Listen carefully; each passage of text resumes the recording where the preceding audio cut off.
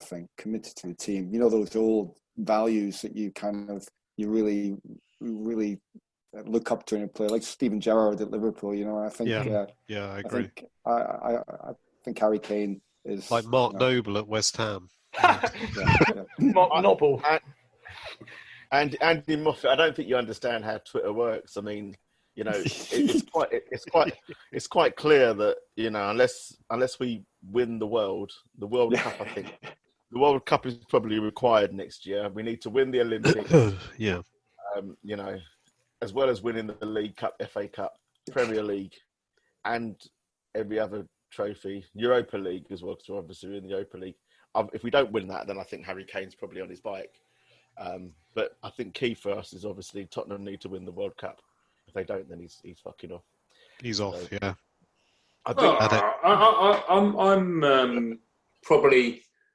I'm nervous about this season. I am nervous about this season. Just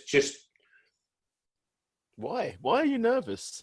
I am. I'm confident we're going to win something. I'm excited. I'm excited. I think he's had a year now, and he's got the players all planned to the way that he wants to play. I think we've got a great chance of winning something this year. I really have. I'm not too sure we're going to get fourth, but I think we're going to get. You know, I'm going to stick my neck out and say we're going to come first and win a cup. Yeah. Oh yeah, we'll win the league definitely. I think the Watford game has shown optimistic space.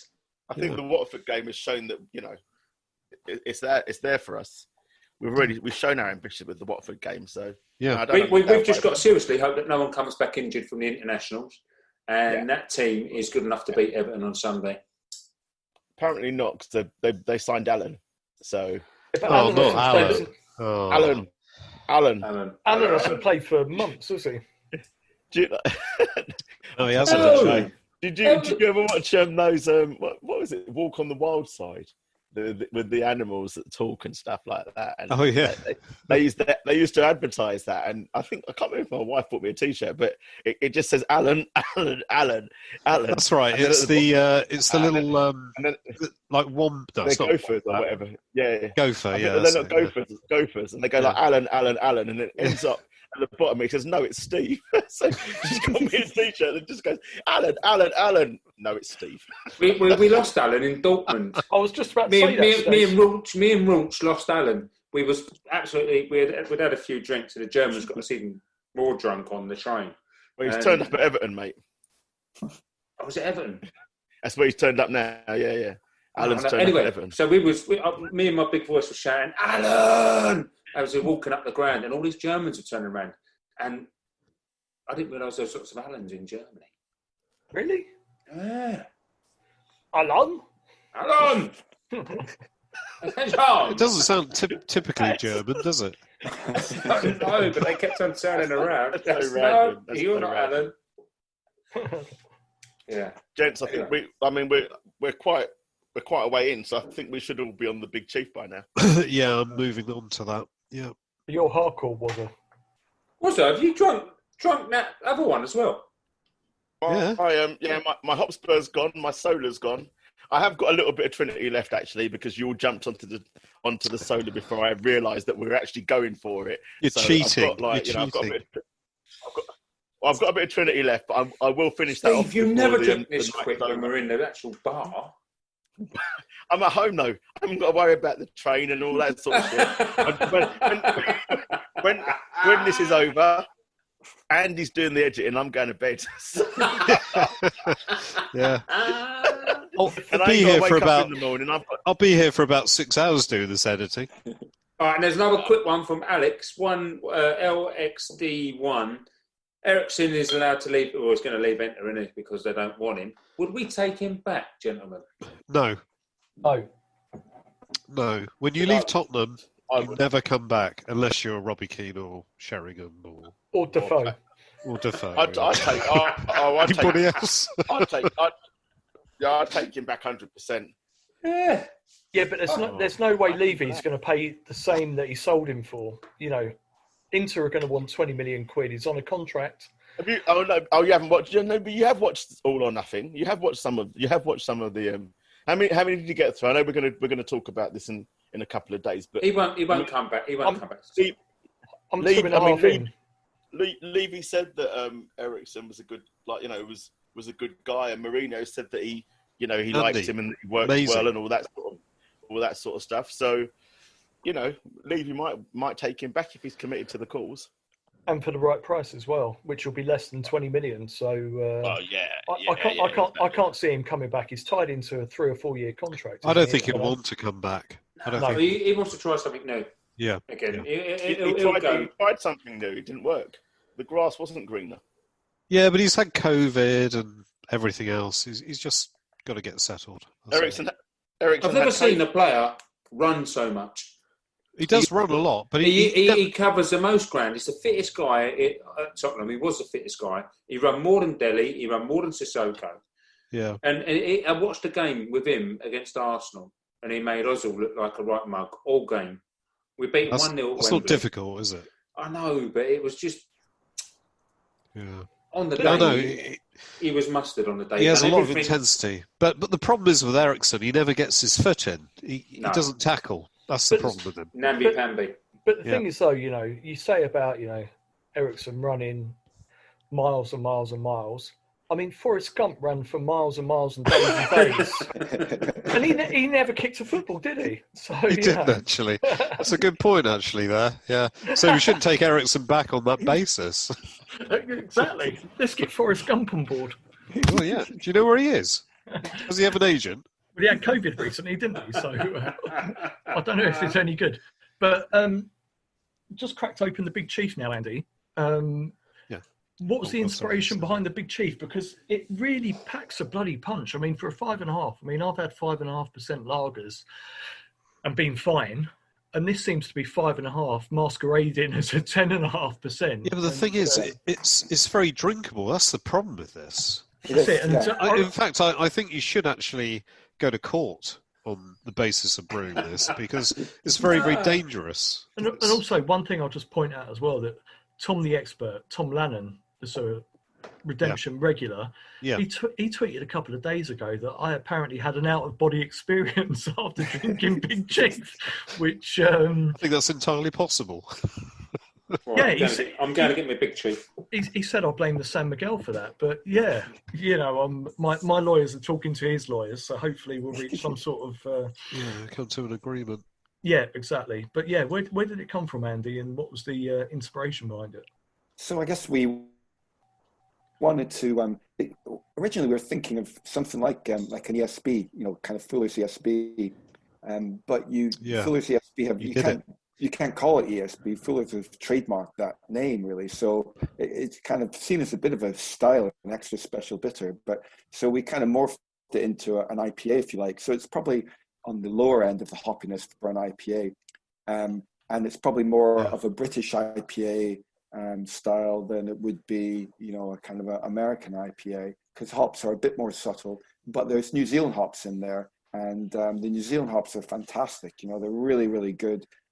Quite tropical. You get hints of kind of pineapple in there. It's a really, again, kind of nice malt base, so it's quite drinkable. Nice bitterness, and it's just a beer that we've kind of, again, been brewing for about 10 years and had so much, particularly in the early days, it was a real, people really loved it and saw it as a real kind of, exciting beer. Last year we drunk the Wetherspoons at Liverpool Street out of this. we actually drunk, so disappointing that they'd only had about 30 of these bottles in. Only 30. Only 30 bottles. You having a laugh? Sorry, Andy. So, Andy, I'd just like to ask you, how many pints of Big Chief do you need before you actually want to try and climb inside your own shoe? Probably go to sleep. Have you ever caught anyone absolutely plastered? Drinking too much samples. It's not right. It's not right. It certainly isn't. No. Andy, one thing I'll ask is, just following on from what Stace just said, obviously you open up for Spurs fans and away fans when games are on at Redemption. Have you ever found someone somewhere weird in the brewery or somewhere where they shouldn't be? Well, at that time you were stuck in the upstairs room, Jamie, but just me then. And it was a Sheffield United fans that drunk you out of that drunk the casks, wasn't it?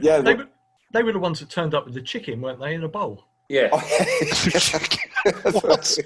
Sheffield United fans turned up with a chicken in a bowl. They did. They were sitting right next to us. A whole chicken, a live chicken, a chicken from the supermarket, or? Well, I got that was the day I gave up one of my tickets to one of the Sheffield United fans, and he came in and sat in Spurs in, and he's kept in touch ever since. I thought it was the local guy. What the Sheffield United fans were eating with him because it was the local guy that came in with chicken. That's right. That's right. Yeah, it was a local guy. It turned up with a picnic, didn't they? It was just a roast chicken in a bowl. It was absolutely bizarre. We were all stood there just thinking, "What the fuck's going on?"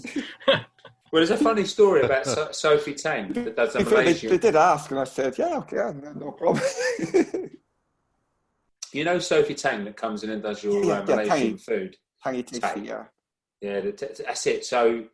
The funny story is I rang up the signals department at work to sort out some labour, and a young lady answered the phone, signals controller, and she obviously recognised my voice. I didn't recognise her voice, and she put the phone down after I said I need these engineers, and she rang back within about 5 minutes. She said, "Is that Stacey from Redemption?" And I went, "It bloody is." And she said, "It's Sophie. I've done the food for you." It was like unbelievable. And she works at London Underground. Yeah. She works for TFL. It's unbelievable. Small world. So, guys, who are we going to sign? Who's the striker that we're going to sign? That's a very good point. Leandro Damião. Yeah. I think we should. Finally. We should make a decision, shouldn't we? It's not going to be Callum Wilson, is it? And no. It's quite amusing because... He's got Newcastle, isn't he? So... Yeah, he has. But people were like, we're losing their shit and going, right, well, he's not good enough for us. We don't want him. He's not good enough for us. And then as soon as he's signed for Newcastle, Levy didn't sign him. He didn't fucking sign him. Dele Alli scored more goals than him, and he doesn't even play up front. Yeah, I don't know. It's amazing. Crazy. I think. Who is the guy that you've been shouting at, Andy? The guy that came through Exeter. Oh, Ollie Watkins from Brentford. Yeah. And amazingly, there's been people that have been talking about him and saying he's not good enough for us. I know, which is amazing, really.